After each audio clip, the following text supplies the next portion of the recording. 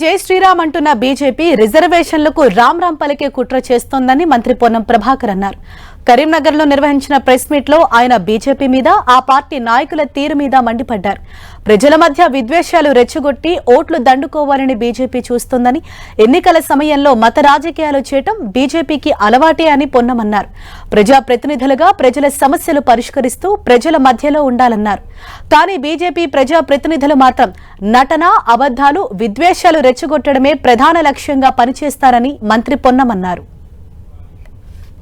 విభజన హామీలు అమలు చేయని భారతీయ జనతా పార్టీ విభజించి పాలించాలనేటువంటి విధంగా విద్వేషాలను రగల్చడం ద్వారా, మతపరమైన లబ్ధి పొందడం ద్వారా ఈ ఎన్నికల్లో గెలవాలని చూస్తూ ఉంది.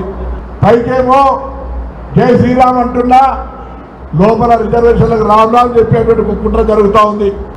30 సంవత్సరాల తర్వాత ఒకే రాజకీయ పార్టీ అధికారంలోకి వచ్చి మిత్రపక్షాలు లేకుండా ప్రభుత్వాన్ని ఏర్పాటు చేయగలిగే పరిస్థితి వచ్చినా నరేంద్ర మోడీ గారు చెప్తా ఉన్నారు ఈసారి 400 సీట్లని.